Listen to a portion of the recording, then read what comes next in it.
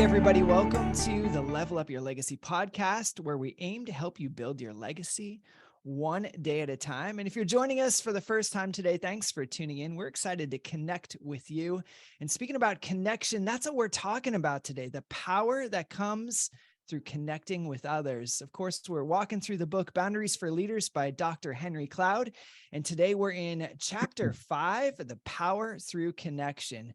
I love how he starts this chapter. He tells a story about how in 2008, right as the financial crisis hit, he was getting a lot of calls. Like, that's a good time to be a consultant, I think. I mean, when everything crashes, people are like, what do I do? Like, that's the time to be in business, to have the answers. And Dr. Cloud is masterful at what he suggested. Yeah. So anyway, there was a massive financial crisis, and a bunch of brokers were having trouble just making life work, just sleeping through the night because they had so much weight of baggage and frustration. And Bill, can you relate to any of that? Do you ever have that? Well, I mean, I did think it was interesting, the story that he told, because these brokers were just getting hammered from their clients, and many of them, and legitimately so. I mean, these were people who were losing big portions of their savings, and they were hurting, they were angry, and they kind of lashed out at the closest thing that they could lash out at, that something needed to be held responsible. They got and very visceral in their reactions. Yeah. I mean, these brokers were taking the brunt of all that frustration, anger, fear, and it was beginning to affect their performance. Yeah, absolutely. And they started to isolate themselves. They started to feel like, oh, I can't handle this. And, that's a very human way to react when you feel under the gun and stressed. So what he did was he decided he would create focus groups just to have space for people to connect. And in these focus groups, he asked 2 simple questions. He says, what is it like for you? And what is it like for your clients? Right? 2 of the most simple questions you can think of. But what happened around those groups, around those roundtables, in those sessions of connection was purely magical. That's where we're going to pick up our quote today. He says this. He says, just getting together and sharing stories about how the downturn was affecting them was changing them. And more to our point here, it was changing their capacity for performance. To be sure, they felt better and more supported and connected to their senior leaders. Likewise, they began to feel supported and connected to one another. But I'm talking more about than just feeling good. I'm talking about their ways actually began to work again. So let's think about that for a second. What is it about connecting with other people that makes difficult situations so much more manageable? Well, it releases really good hormones into your brain. Going back to one of the prior sessions, we talked about toxic stress and positive stress. This would be an example of toxic stress. I mean, they were getting screamed at, yelled at. They were getting really nasty emails. And so that created a lot of toxic stress to these people internally, which, going back to what we talked about before, causes them to go into that fight or flight. And so the portion of their brain that they need to access for coming up with solutions and figuring things out and problem solving just kind of gets severed, and they went into this place of self-protection. So I thought it was so simple and brilliant to just get those people into the same room, because in doing so, what that did was help them process the fear, the anxiety. Many people were losing sleep. They were disconnected when they were at home with their families at night. And just the opportunity to process what they were going through, and to hear other people around the circle talk about that as well, and realize that I'm not alone. Other people are losing sleep too. Other people's, quality of family life is being affected as well. Other people's level of performance. I mean, some of these people were phenomenal high performers, that for the first time in their life were struggling with confidence even to pick up the phone. And what they needed more than anything was that human connection, realizing that I'm not alone.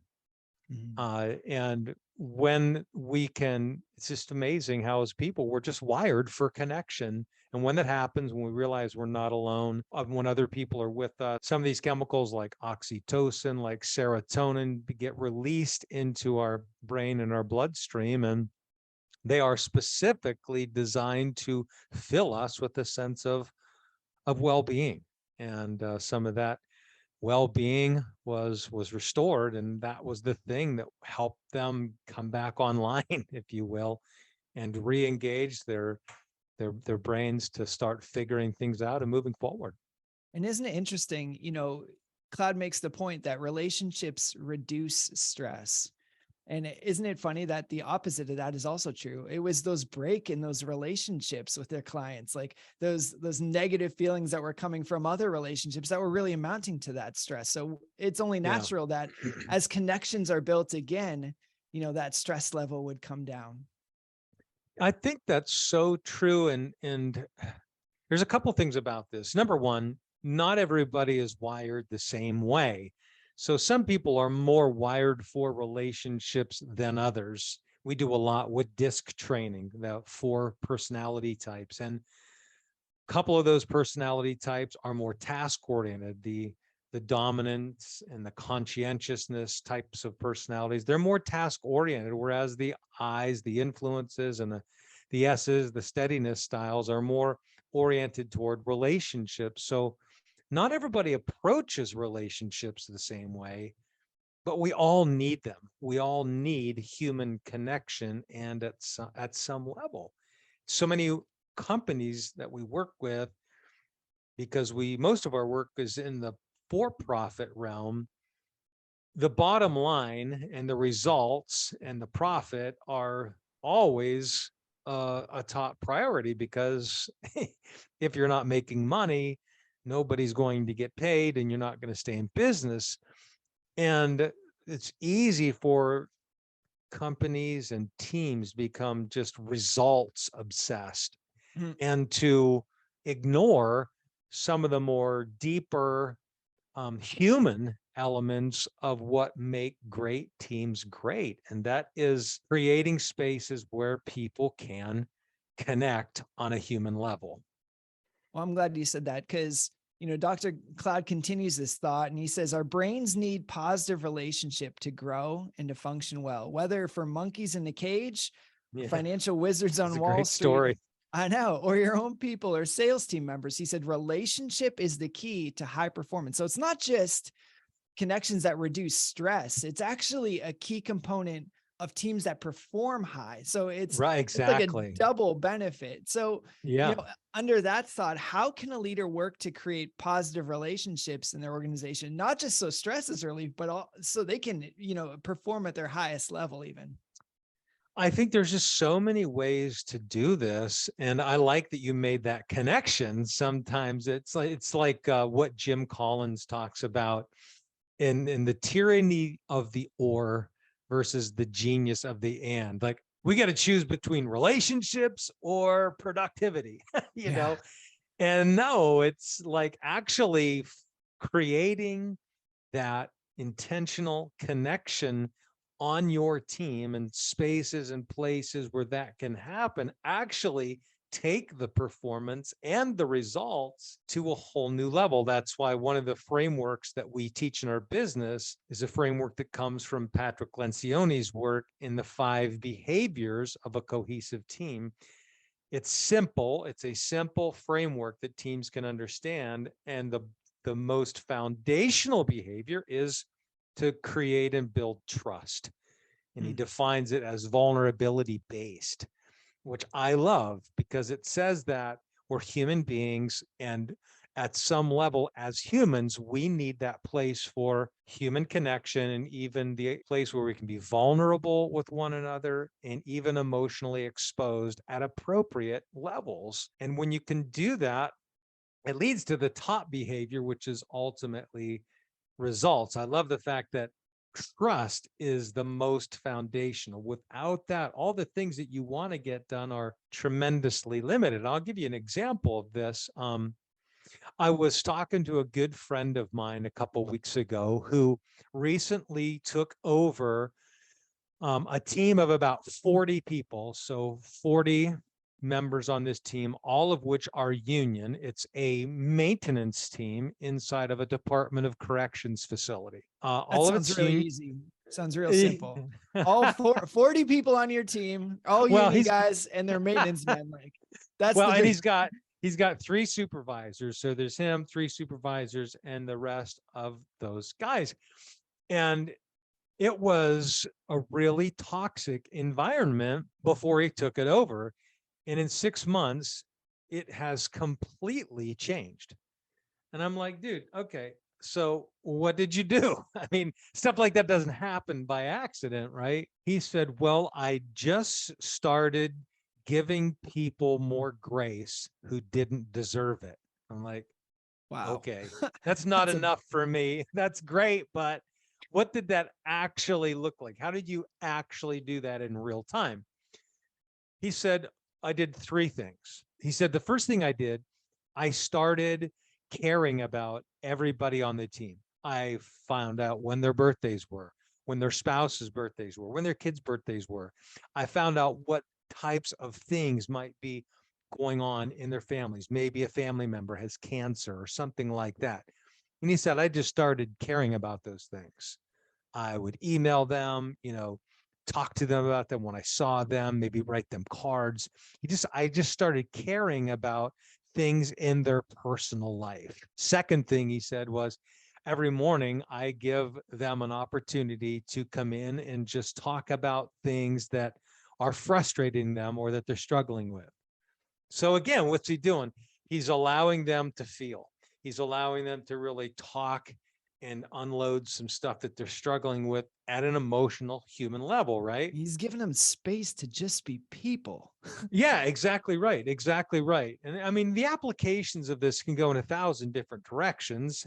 Henry's example from the chapter is a little bit different than this, but we're really talking about the same thing, and that's human connection, right?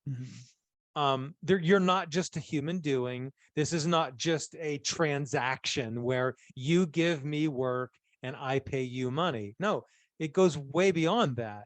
This is something that's fundamentally human because we're people. And that doesn't end just because we punch a time clock and show up at work. It kind of reminds me, you remember the Wile E. Coyote Oh yeah, yeah. back in the sheepdog? That's so funny. But I mean, so like they were like buddies outside of work. And then once they punch the time clock, they're trying to kill one another. And then at the end of the day, punch the time clock and have a See nice you day. tomorrow. We'll see you Yep. tomorrow. But how true is that, like on a human level? But the third thing he said was whenever we needed to get something done and there was a particular challenge at work, he said, I would present the challenge and let them figure out what they thought needed to happen in order to deal with it or fix it or take care of it. So that was just a really practical example of that whole principle of connection. I just started working with another team this past week, taking them through the 5 behaviors process. And this team has recently, in the last couple of years, turned over probably more than half their staff. And so when I was talking to their leader about he wanted to do some training for their team, and I learned a little bit about the team, I was like, I think the best place for us to start is just to build a foundation of what healthy teams look like. And so this past week just started talking about with the team the foundation of what makes great teams. And we started talking about trust. But you know what the opening exercise I did? What? It was so basic. We had 13 leaders sitting around the table. I said, okay, give us your name and your role. Tell us what your superpower is. What is it that you do on the team that like everybody looks to you for, that like you're a rock star at it? And then third, what are a couple goals that you would love to experience out of our training sessions together? And dude, that first question took up over half of the training time. And I looked at everybody, it was so powerful, something so basic. these people had been so siloed, kind of in their own areas. They were completely, well, not completely, but in many ways, very disconnected from each other. And now that simple question with actually putting them in the same room, that's the other thing Henry talked about. You got to Mhm. be present in the same space and letting them talk and hear each other and interact with each other. It was really powerful.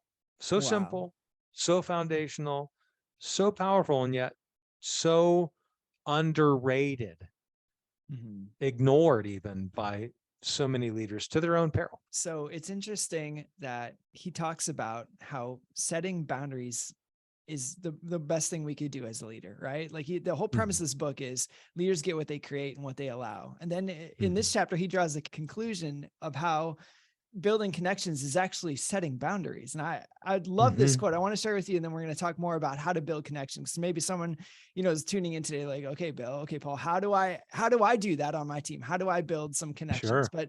But listen to what Cloud says. He says, so creating connections is another form of boundary setting. You're setting a positive boundary or a structure to form unity.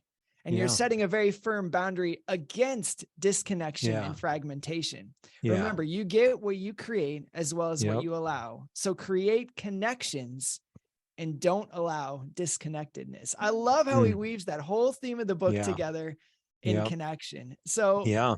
let's camp there as we close today. What are some of those ingredients that are necessary to have an interaction like you had with that team, to build connection, to build unity in a team? What are those things that need to be present for that to happen? Yeah, I mean, that's great. And kind of that point, I thought it was really brilliant how he talked about the three executive functions of the brain: attending, inhibiting, and remembering, and how he tied that into connection. What, as a leader, do you need to attend to and prioritize to create more connection on the team? Yeah. What types of activities are happening on the team that are actually inhibiting that connection from taking place? And what kind of rhythms do you need to put in place, and structures, uh, in the everyday life and experience of the staff for that connection to take place? I mean, you have to schedule it. And that would be the first So most, fundamental. Put it yeah, on the I mean, calendar. Allow the space for that to happen. I think it starts with the leader. The leader has to value human connection. If a leader doesn't value it or see the need for it, as my dad used to say, you're pushing a rope, you know, and it really has to start there. The leader has to see that, wow, this is something that is fun, is vital for the healthy functioning of this team. And then beyond that, I think you just got to schedule it, get it on the calendar. The leader that I'm working with that I just referred to in that last example recognized the fragmented environment that's kind of grown over time on this team and reached out and said, hey, we need to pull the team together and just start to connect. So I liked his questions at the end, which I think are great questions. I thought they're just good to read. Like, in what ways are your team and organization showing disconnection, right? So Mm, like, are you having communication breakdowns? Does the team tend to be siloed? Are people just kind of focused on just the priorities of their departments over the greater success of the team? Those kinds of things will tell you whether or not disconnection is happening. What kinds of meetings do you currently have? And do they foster connection? So I think that's the first thing. You got to put people in the same room. And mm, what is your current meeting structure? How often do you have meetings? What's the purpose of those meetings? Where can you find in those meetings that you're creating opportunities? And when we talk about connection, we're not always talking about navel gazing, yeah. sitting around and telling my deep, dark secrets from my past. It could be connection around collaboration. It Mm, could be a challenge that we're dealing with as an organization. And we got to get the best minds in the room together solving this challenge together. That is a great Or example even of talking about the connection. challenge, right? Because Yeah, some of it, they exactly may feel right. like, does nobody see this but me? And, Yeah, just being able to speak that out loud and be like, I see that too. Like, well, let's talk about how we're going to solve that together. exactly. Mhm. Exactly.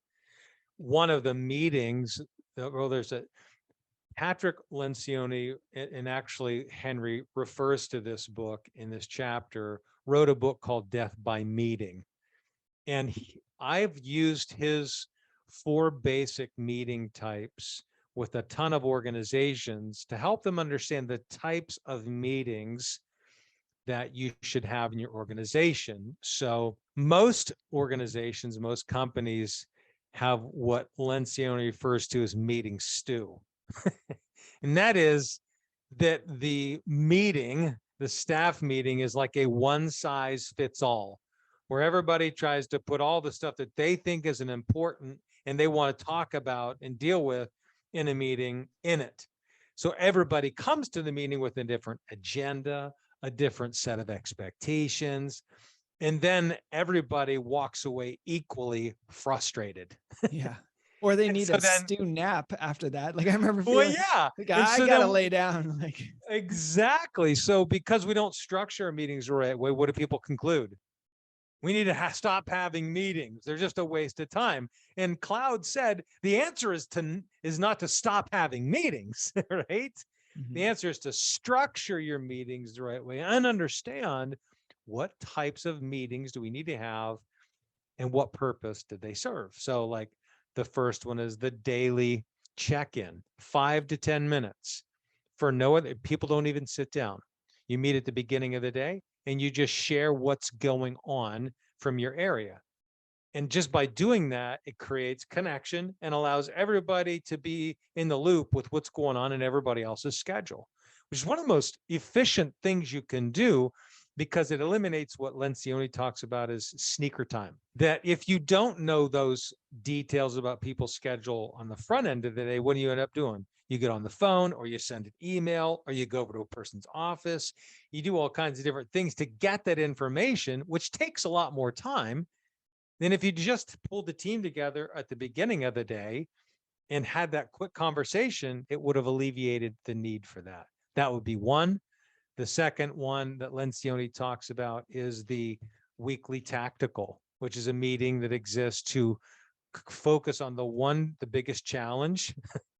my German Shepherd is You need a tactical. he's wanting attention right now. He needs a 5-minute check-in, Bill. The weekly tactical is a 45 to 90-minute meeting that exists to focus on the biggest challenge that the company is facing at any point in time and how do we solve it and stay focused on it until we've solved it. Then the third one is the monthly strategic, which again, you're connecting and gathering around what's something that's going on in the business that is really challenging that we got to get our heads together and figure out beyond the weekly tactical. And then finally, the quarterly offsite, which allows you to kind of get away from the business and step back and just kind of look at the business, from a higher elevation to kind of see what your biggest challenges are moving forward. And those 4 different types of meetings, 4 different opportunities for connection around different purposes, create a structure and a rhythm in your business that where you're consistently having that healthy connection and at the same time doing it in such a way that you're being very productive. So let's get this straight. If you build connections on your team, not only do you get the joy of working together with people who you're connected with, but you get reduced stress on your team and you get increased performance. I mean, Yeah. that is 100% a win. So, as we wrap this up today, leader, the greatest thing that maybe you can do today is to build a connection with someone on your team, or perhaps create an environment for your team to connect together. The benefits of increasing connection amongst yourselves, along with a reduced stress level of your team and an increase in performance, that is a huge win. And that is something that everybody can benefit from. We'll make a recording of this video available to anybody who's on our newsletter. So make sure you go to billcoxcoaching.com and sign up and like us on YouTube, and we'll be sure to keep you connected with the great things that'll help you continue to increase your legacy, build your legacy every single day. Until next time, it's Paul McCosco and Bill Cox saying so long for now on the Level Up Your Legacy podcast. Bye, everybody.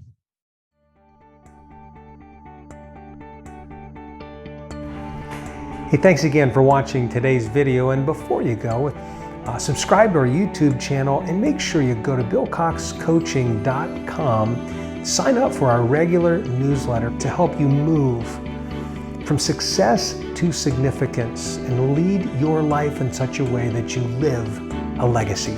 Have a great day.